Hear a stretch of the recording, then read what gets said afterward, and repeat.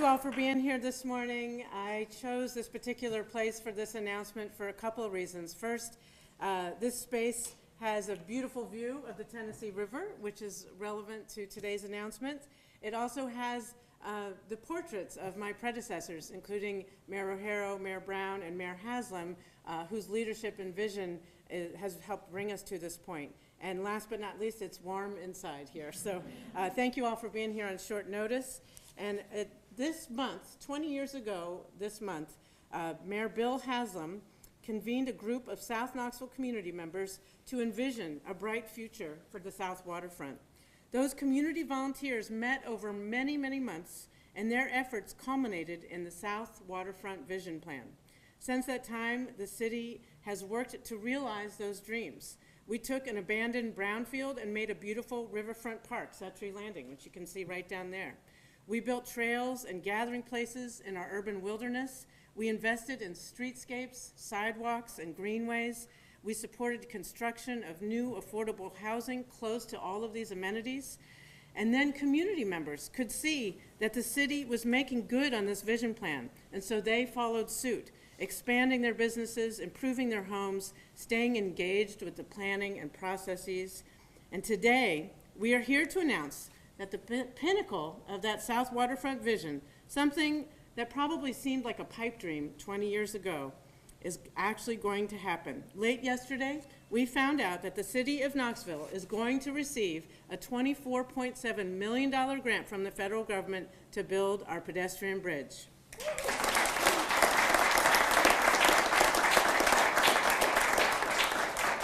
This money, along with $20 million from the state of Tennessee, will help make this project a reality. This pedestrian bridge is a testament to the power of patience, perseverance, and vision.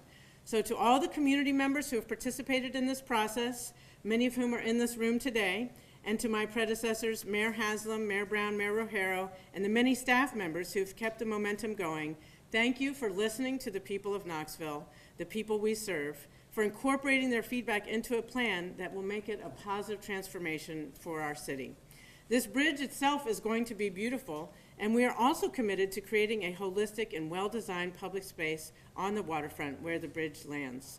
Our guiding principles for this pedestrian bridge project are to celebrate South Knoxville's unique character, integrate mixed use and mixed income development, expand multimodal infrastructure to ensure connectivity and access, maintain the intent of the form-based code, and most importantly, create beautiful and accessible public spaces. If you've been part of the South Waterfront vision process, whether from 20 years ago or to today, please raise your hand. Thank you. Thank you so much. And I know many people who've been participating in this, couldn't be here today, but there'll be other opportunities to celebrate and recognize all the many stakeholders. I am going to recognize a few of our partners who've participated here today.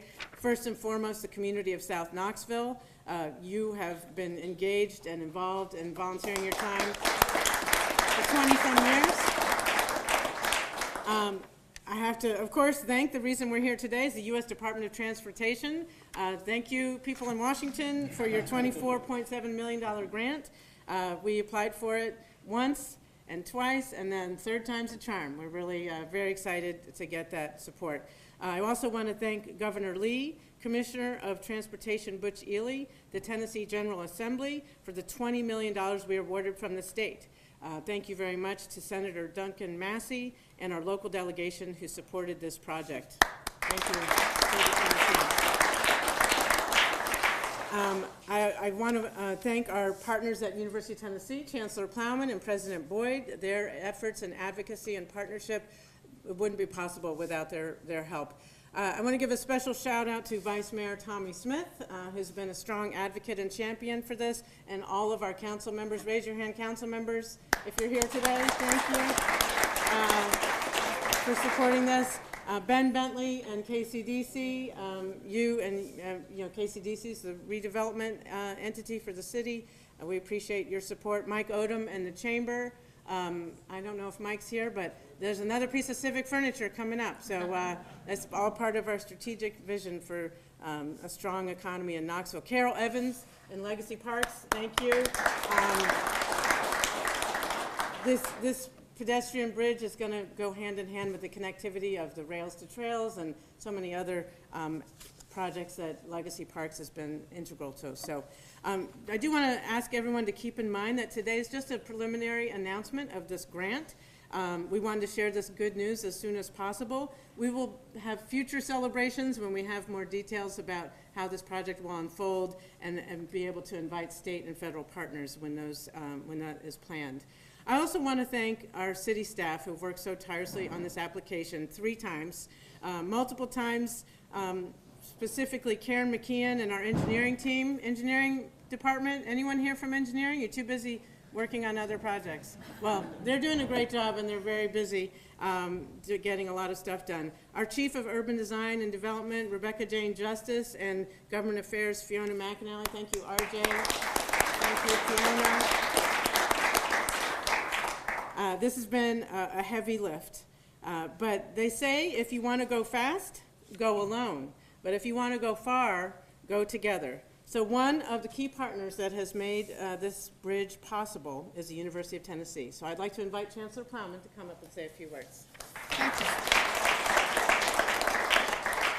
Thank you, Mayor. I am stunned at where we are today. I'm not really surprised, but it just feels stunning. I want to thank you for your leadership and your team for the persistence. That's the word I would give you all, the persistence in seeing this project through. And I really want to thank President Boyd, my boss. It's always a good thing to do that. But honestly, the first time we started talking about this, he immediately began strategizing with us who to talk to in the state, how to get other people's attention and support for this. And it wouldn't have happened without your advocacy and leadership, and I really thank you. Of course, we thank Governor Lee and the commissioners, Bryson and Ely, for the state contribution to this project. This wouldn't happen without that either. And the speakers, the Knox County delegation, I remember a breakfast we had over there on the 8th floor of the delegation, showing them pictures. I want to thank Carrie Whitworth, our Vice President for Government Relations, for helping us think this through, and of course, Congressman Burchett and other federal officials. You know, one of the things I remember, one of the first things Governor Haslam told me as we started doing some work together was, he said, one thing I learned both when I was mayor and when I was governor was when things are going well at the university, they're going well for the state and the city. And when things are going well for the city and the state, they're usually going well for the university. And I think today is just such a great example of that. A couple of months ago, I was asked to be on, I was on this panel with other college presidents talking about the concept of radical collaboration. What is that? And the kind of contention that any progress we're going to make in higher ed going forward, because the problems are kind of big, it's going to take radical collaboration. This is so much an example of that. And I just want to think together about that.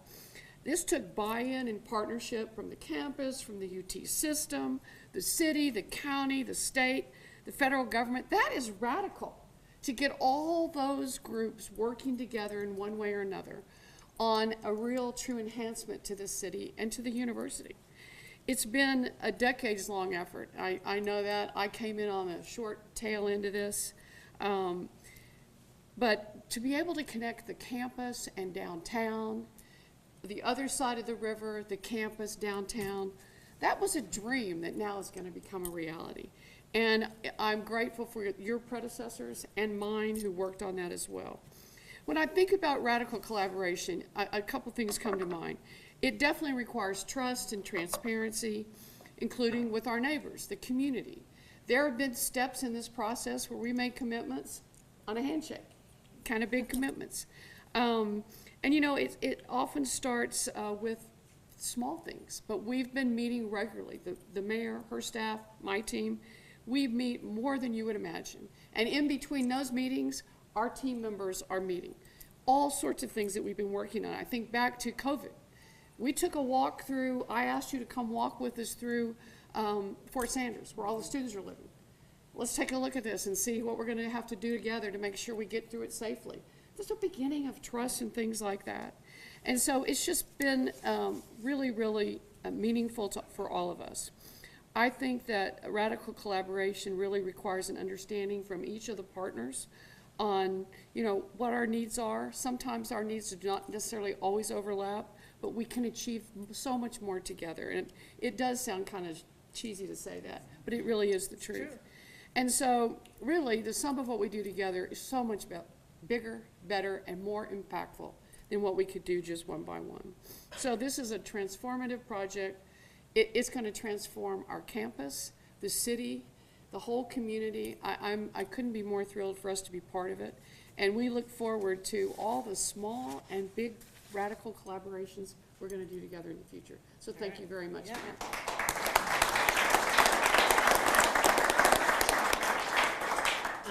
We are happy to answer some questions from the media. Yes, Ally. There's been some concerns in the community just working with the university that the pedestrian bridge won't serve the rest of the community as well. Can you speak to your guys' commitment to serve the whole South Waterfront and all of the other side of Knoxville? Yeah, well, that's why I invited so many members of the community who've been part of this since before I was mayor and before she was chancellor. This is a vision of the people of South Knoxville. And it just so happens that it's in alignment with some of the vision of the University of Tennessee as well. So we're committed to fulfilling that vision and protecting those principles that I mentioned in my remarks of, you know, celebrating South Knoxville's unique character, mixed use, mixed income, creating great public spaces. That's what it's about. It happens to be across the river from campus, and that is, that's just a win-win for our community and for University of Tennessee. You have anything? I'd like to add something. So this is great for the city, and it's great for the University of Tennessee, but I grew up in South Knoxville. I spent my whole youth in South Knoxville. My grandma lived on McClurg, at 302 McClurg, which is about a mile from where this bridge will land. And I feel like a lot of times that part of South Knoxville, it's the Vestal community, gets overlooked. And so for me personally, I'm just so excited about what this is going to do for that part of my hometown. And I think it's going to be great for South Knoxville and all the people in that community. I guess I'd say one other thing is that I know you've been reading in the newspapers also about the entertainment district that the University Department of Athletics is pursuing. The way we imagine that is restaurants and lots of access to things that weren't possible before the bridge. So. Mayor, I'm gonna add something. Oh, sure, of course, yeah. We had a council meeting last night, and the more people talked, the more it kept going, so I won't do that again. But as somebody also who grew up in South Knoxville and appreciates the investments that have come over the past decade, I just want to add that this was a vision by South Knoxville, as Mayor Kincannon mentioned, but we had multiple community meetings over the past couple of years. And before we had even the first one, when this topic came back up, I went with some residents, and we walked the entire Scottish Pike corridor and knocked on as many doors as you can knock on, invited them to meetings. Some of them are here tonight, and they have been in every meeting since that started, and they will continue to be in every meeting. And so I'm grateful for the city's role, the state's role, and this grant. The Voice of South Knoxville has been a part of this for 20 years and will continue to be a part of it until the thing is built. So South Knoxville has been in this, will be in this, and it's for all of Knoxville, but those voices that live nearest will be loudest. Thanks. Yes. I know it's early, but do you guys have any estimated timeline of when construction will start or when you hope to have it finished by? No, we do not. But thanks for asking. We will keep people posted as we can, but, you know, design will take some time and that sort of thing. So don't hold your breath, but it is happening. We have the funds and we have the vision. But we don't have a timeline. Is there a timeline for the entertainment district? That work has begun, not construction, but the planning work. So I don't know yet exactly when the construction will start, but it's underway. Any other questions? Okay. Okay. What about the potential for further development of the Scottish Pike area down there? Do you have plans to, is that something that you've already begun working on? Well, we, you know, we're committed to making the land that we own a role model for positive, accessible, resilient development that's consistent with these priorities that the people of South Knoxville have stated. We don't have you know, for private property owners inside the South Waterfront form-based code, there's already, you know, land use expectations for how they might redevelop that in those areas. But that sort of remains to be seen how the private property owners, you know, choose to redevelop, or if they do. There's a lot going on in South Knoxville, obviously, and one of those things is the Gay Street Bridge. And so can you clarify how this new development impacts the progress on getting the Gay Street Bridge up and running, and if it does? This has no impact on the Gay Street Bridge. We want to get that done as soon as possible. It's not going as fast as we'd like, but we are making significant progress. Council just approved last night an additional contractor to help get the construction cost estimates done, you know, hopefully within the next month or so. So we want to get that done. That's proceeding apace and as fast as possible, totally separate. It is a bridge, it's the same river, but otherwise they're not connected. Any other questions? Okay. Well, thank you all for being here. Thank you to the community members who took time out of their day to be here especially. And yeah, onward and upward. All right.